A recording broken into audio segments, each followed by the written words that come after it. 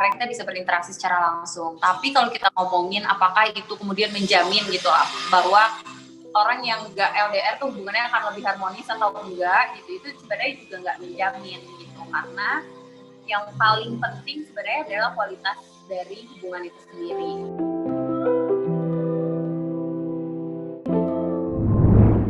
Halo pembaca CB, apa kabar? Selamat Hari Kasih Sayang, tanggal 14 Februari 2021.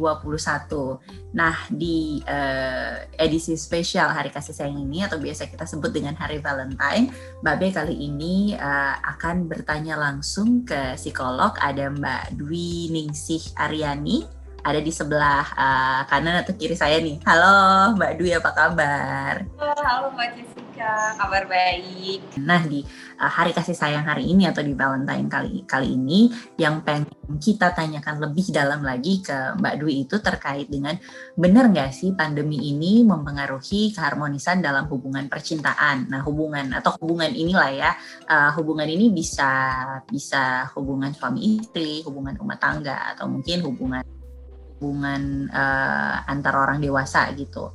Nah, Mbak Dwi, kalau misalnya tadi kan Mbak Dwi juga udah bilang mungkin kalau pandemi lebih cukup banyak permasalahan gitu. Dia banyak pasien yang datang berkonsultasi di berbagai platform dengan cara juga yang lebih beragam, karena pandemi kan sangat membatasi ruang gerak kita gitu, mobilitas kita.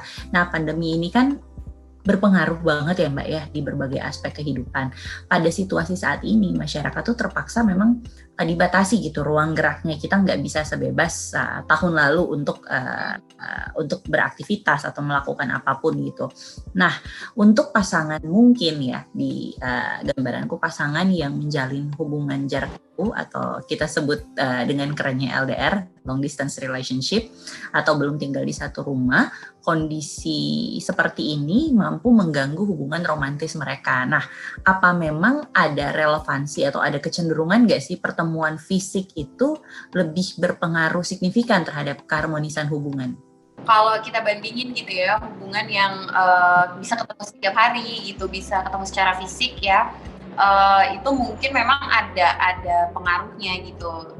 Pasti slightly lebih kualitas hubungannya mungkin lebih kerasa gitu ya, karena kita bisa berinteraksi secara langsung. Tapi kalau kita ngomongin apakah itu kemudian menjamin gitu bahwa orang yang nggak LDR tuh hubungannya akan lebih harmonis atau enggak gitu, itu sebenarnya juga nggak menjamin gitu, karena yang paling penting sebenarnya adalah kualitas dari hubungan itu sendiri gitu. Dengan adanya pandemi sekarang gitu ya, mungkin kita yang kayak Mbak Jessica bilang tadi, secara fisik tuh lebih terbatas. Ada orang-orang yang mungkin jadinya nggak bisa ketemu gitu ya, karena mungkin pekerjaan dan lain sebagainya gitu.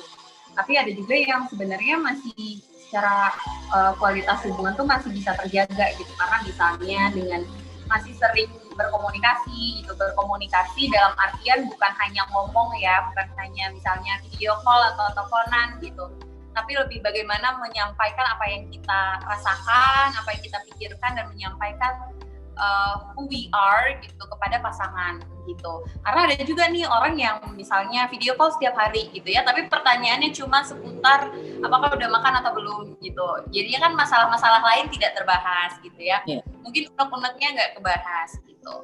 Tapi faktor lain yang mungkin tidak masuk gitu ya, atau memang berkurang ketika LDR, yaitu faktor fisik. Oke, tapi kalau dari based on experience kamu gitu, banyak nggak sih case seperti ini, kondisi pandemi ini apakah benar-benar atau keterbatasan mereka untuk bertemu satu sama lain, untuk berjumpa satu sama lain itu benar-benar mempengaruhi keharmonisan dalam sebuah hubungan nggak? Mungkin kalau kita ngomongin pandemi gitu ya, banyak orang yang jadi bertanya-tanya apakah pandemi ini akan berpengaruh ke dalam hubungan gitu.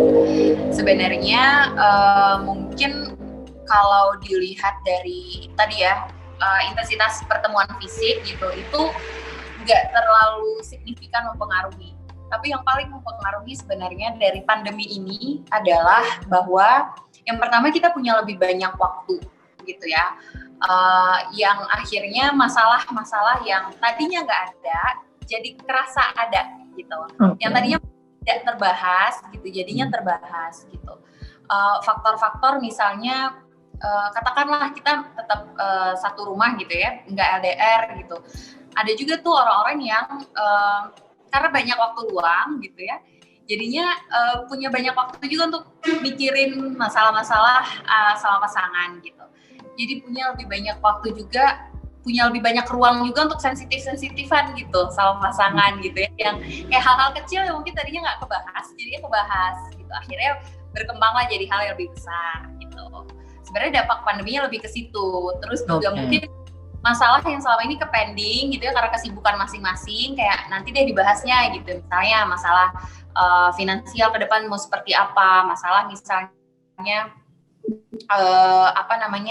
sekolah anak atau hal lain gitu ya, yang mungkin tadinya nanti deh dibahasnya nanti deh gitu ya. Terus sekarang gara-gara pandemi waktu luang lebih banyak gitu ya, relatif lebih banyak dibandingkan sebelumnya gitu. Terus juga mungkin ada problem baru yang muncul, akhirnya kebahas gitu, kayak akhirnya muncul tuh ke permukaan, dan sesuatu yang dipendam, yang sesuatu yang tadinya ditunda-tunda untuk dibahas malah jadi muncul ke permukaan dan jadi masalah gitu. Kalau dari pengalaman saya menangani klien tuh lebih banyaknya di situ sih dibandingkan dampak langsung dari pandeminya gitu. Gimana sih saran dari Mbak Dwi sebaiknya apa yang harus dilakukan atau diperhatikan oleh pasangan-pasangan agar tetap bisa menjaga keharmonisan di waktu-waktu seperti ini? Balik lagi ya tadi, keharmonisan dalam rumah tangga gitu ya, dalam hubungan gitu, itu sangat dipengaruhi oleh bagaimana kita berkomunikasi gitu. Dan di situasi pandemi kayak gini penting banget untuk saling mengkomunikasikan, untuk saling menyampaikan diri dan menerima diri orang lain gitu, terutama kita sama pasangan gitu ya. Terlepas dari setiap orang pasti punya kondisi masing-masing gitu, kita nggak bisa membanding-bandingkan antara kondisi kita sama orang lain gitu ya, dia lebih enak saya enggak gitu. Tapi setiap dengan kondisinya yang dimiliki oleh teman-teman gitu, entah ada yang LDR, entah ada yang sebenarnya satu rumah tapi rasanya kok LDR gitu ya, ada juga kayak gitu. Nah, semua tuh pasti punya kondisinya masing-masing. Nah, itu pentingnya untuk berkomunikasi gitu. Komunikasi itu menyampaikan apa yang kita pikirkan, apa yang kita rasakan, dan menyampaikan diri kita. Diri dalam artian, saya tuh orangnya kayak gini loh, saya itu cara memandang sesuatu itu seperti ini gitu, saya tuh sukanya ini dan nggak sukanya ini gitu.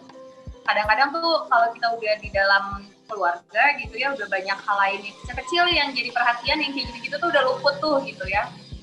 Kayak luput untuk memperhatikan suami itu sukanya makan apa gitu, udah luput memperhatikan istri itu sukanya hal-hal yang hobinya apa gitu ya. Dan yang paling penting kasih itu kan sebenarnya apa yang kita sampaikan sama dengan apa yang diterima gitu. Dan penting juga untuk kita menerima apa yang disampaikan oleh pasangan.